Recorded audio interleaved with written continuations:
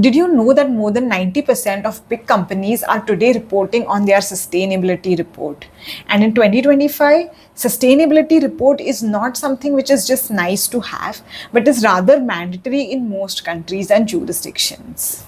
And now I totally get you. You might have heard words like GRI, SASB, TCFD, IFRS, ESRS, and all of these are just sounding like alphabets to you, one after the other, and you feel like you're walking in an ESG themed park and turning the wheel of fortune and not getting to understand what is all of this and totally confused. Then don't worry, this video is exactly for you. Because in this video, I am going to break down for you all of the main sustainability reporting frameworks, go through them one by one, understand what they are and what they require to make you ready for your next ESG job interview and also to thrive in your ESG and sustainability job. So whether you're a fresher looking to crack your first job interview, or if you're someone who is tired of listening to these words in board meetings, this video is exactly for you. So watch the video till the end to become a ESG reporting pro. Let's get started.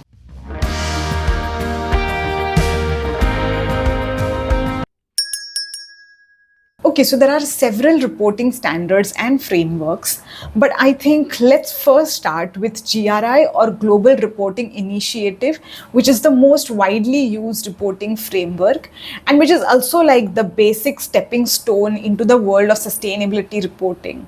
So if you understand GRI very well, all the other reporting standards are sort of built on the base of GRI and they are not very difficult to navigate. So GRI reporting is like your first go-to step to enter into the world of not just reporting, but the world of entire ESG in general. Now, GRI reporting standards are designed to help companies report on their economic, environment, and social parameters. Now, here's how the GRI reporting standards are organized. So the first is the Universal GRI standards, which has GRI 1, 2, and 3, which are mandatory disclosures which the companies need to report on if they are reporting in accordance with GRI. Now, GRI 1 are the foundation standards which give a brief overview about how to report in accordance with GRI. Then comes GRI 2, which provides framework for companies to report on some of the essential parameters of the company, like their governance structure, stakeholder engagement, workforce, etc. And GRI 3 covers what material topics are and how they can be identified with the help of double materiality assessment. Now, double materiality assessment in itself is a vast topic, and if you want me to cover it in detail, please let me know in the comments below and I will make a separate detailed video about what double materiality is and how to identify material topics with the help of double materiality assessment. And beyond this, GRI has 4 series to report on, that is the 100 series, 200 series, 300 series, and 400 series. Now, the 100 series has now replaced the foundation standards, which give an overview of the company and the basis to report on. So the 200 series covers information related to the economic or the governance parameters. So for example, the series contains of 201 is the economic performance, 202 market presence, 203 indirect economic impacts, 204 procurement practices, and then you have a lot of other topics like anti-corruption, anti-competitive behavior, tax, etc. Then comes the 300 series, which is about the environmental indicators. Now, again, here you have different topics like 301 is disclosure about the materials, 302 is about energy, 303 water and effluent, and so on. You have a lot of indicators related to environment. And once you're done with environment, the 400 series is about the social parameters. So again, here you have topics ranging from 401 is about employment, 402 labor and market relations, and so on. You have indicators up to 418 to report on social parameters. GRI also has sector-specific standards to report on. So currently there are sector standards for oil and gas, coal, mining, and agriculture. And for several other sectors, the GRI standards are going to come up soon. So these sector standards help companies to report on the most relevant material topic as per the sector of the company and to make relevant disclosures based on it. Now, as you can see on the screen, when you are reporting basis GRI, you need to also publish a content index, the GRI content index, at the end of your report. And this content index essentially consists a brief summary of how each of the material topic is covered and in which section you can find the information related to each of the material topic. Now, when you're reporting basis GRI, so as you can see on the screen, GRI has 9 principles, which are accuracy, balance, clarity, comparability, completeness, sustainability, context, timeliness, and verifiability. So now the GRI reporting can be done in 2 formats. So one is in accordance with GRI. So when you're reporting in accordance with GRI, you need to make sure that your report aligns with all of these 9 principles. And if for some reason your company is not able to fulfill these 9 requirements, you can report in with reference to GRI, which means that you have used GRI framework as the basis for preparing your report, but you haven't fulfilled all of the 9 principles in your report. And lastly, companies are encouraged to do a third-party assurance of their report when they are reporting in alignment or in reference with GRI. And companies also need to notify GRI with the help of an email when they report basis the GRI framework. So now let's understand how to report on a material topic basis GRI standards with the help of the material topic 302 energy. So as you can see on the screen, the first section are the requirements, which states what are the requirements you need to report on to disclose in accordance or in reference with GRI. So here you need to disclose on information like the energy consumption, total fuel consumption from non-renewable sources, renewable sources, then the electricity consumption, heating consumption, cooling, steam consumption, as well as the electricity sold, heating, cooling, or steam sold within the organization. Once you fulfill the requirement section, as you scroll down, you can see on the screen that there are compliance requirements which sort of give a guidance to make sure that you are reporting your data accurately and correctly. Then when you go on the next page, you can see that there are some calculation guidelines or formulas provided to accurately calculate your data which needs to be reported. And then you have the recommendation section, which provides some recommendations for calculations as well as reporting. And then you have a guidance section which provides some guidance on how you can collect the data or why the data is important and the interdependency of different data sets. So this is how the GRI reporting is done for each of the material topic. Now let's move to the next reporting framework, which is Sustainability Accounting and Standards Board, which is also known as SASB. Now SASB has industry specific standards which provides material topics which are the most important topic for each industry wise and which can impact the financial materiality of the company from an ESG perspective. Now SASB has more than 77 standards for each of the industries ranging from healthcare, technology, retail, manufacturing, energy, construction, etc., which capture the risks and impacts that each of the particular industry or sector can face and what are the most important material topics for the particular industry. So now let's understand how reporting basis SASB is done. So as you can see on the screen, there are several broad industries which are mentioned. Now from these broad industries, we can select one industry. So let's select e-commerce. Now further within e-commerce, you can see that there are different sub-industries like hardware, infrastructure, energy and water management, data privacy and advertising standards, data security, etc. So here we can select any one. So let's go for data privacy and advertising standards. Now within this, as you can see, there are other metrics which are provided, like the number of users whose information is used for secondary purpose, and this is a quantitative category in which the figure needs to be disclosed in terms of a number. The unit is a number. Similarly, the next one is description of policies and practices related to targeted advertising and user privacy. So now this is a discussion and analysis based category question, and here there is no unit, so here you need to disclose text based response. Similarly, if you go into some other parameter, let's say product packing and distribution, and click on the matrix section, here you will again have matrix basis which you need to report on, such as the total greenhouse gas footprint of product shipments. So again, it's a quantitative metric and the unit is metric tons. And then the next question is discussion of strategies to reduce the environmental impact of product delivery. Again, this is a discussion based question, so there is no unit and it would be a descriptive answer to report on the particular question. Now, SASB standards are designed to make investor focused decisions.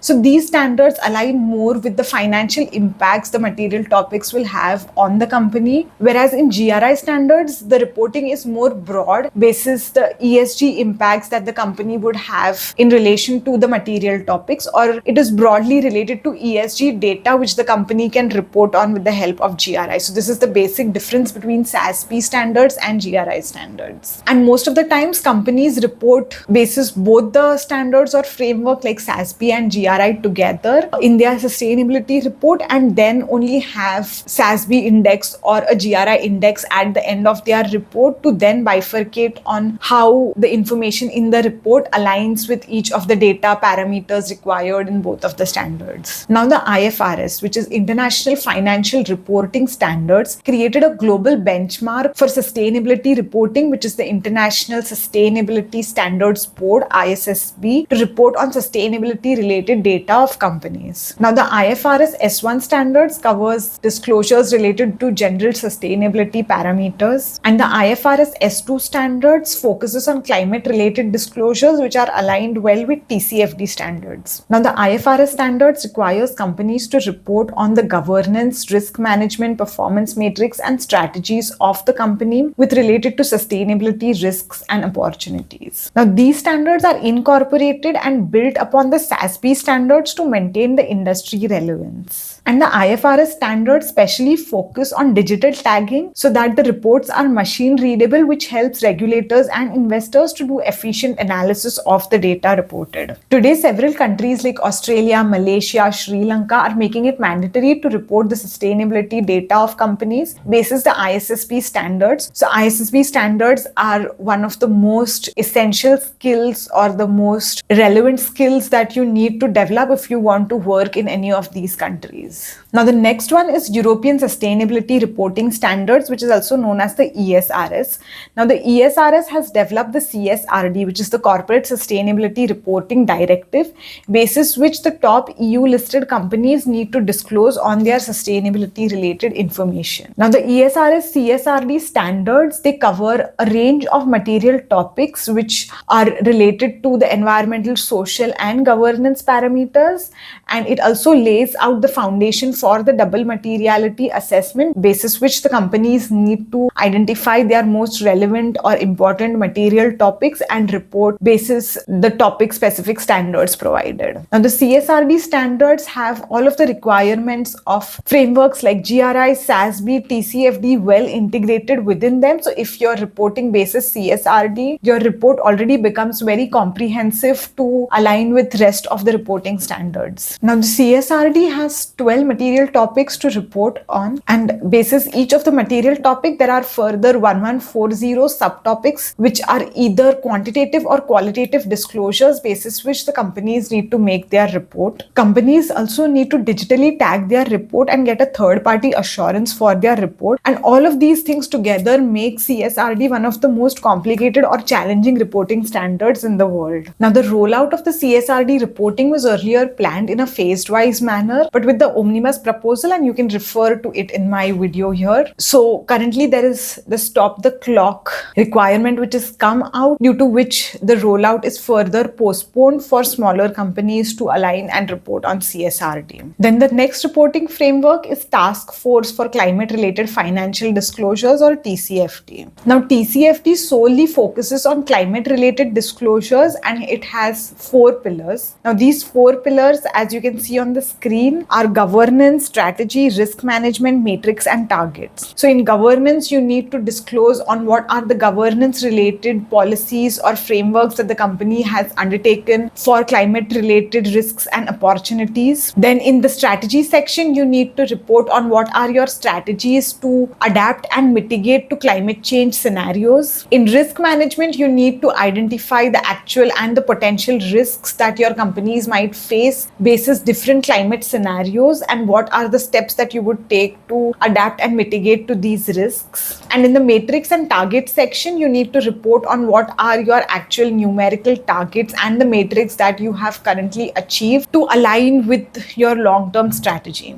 Now, TCFD is one of the most important frameworks that you need to know if you want to especially work in the sector of climate change and if you want to work on climate risk analysis, because the role of climate risk analyst requires knowledge of TCFD, and TCFD knowledge also helps a lot if you're preparing for certifications like GARP, SCR, because TCFD has the scenario analysis model developed in it. Now, basis these scenario analysis, you need to develop different scenarios for temperature change ranging from 1.5 degrees Celsius to 2 degrees Celsius. So here you need to make an assumption that if the temperature changes over time by 1.5 degrees Celsius or 2 degrees Celsius or 2.5 degrees Celsius, how would the risk for your companies look in each of the scenarios, and what are the mitigation measures that your companies would take to mitigate these risks, and how is the company preparing for each of the scenarios. Now, TCFD reporting is also the mandatory reporting in UK.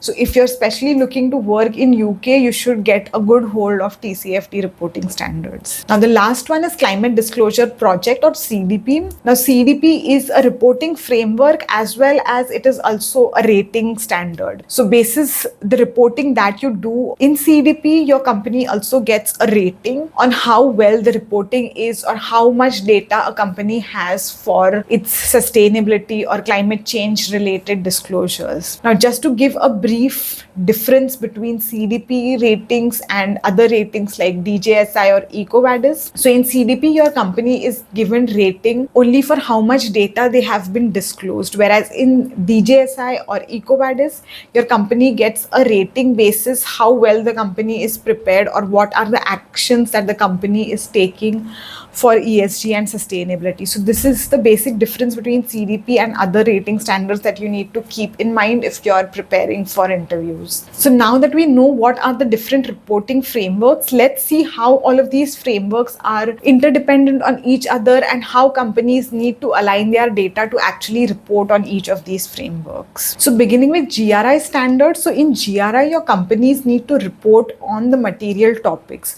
So here your companies first need to identify which are the most important topics, which are called the material topics related to ESG for the company, and then report on each of the material topics.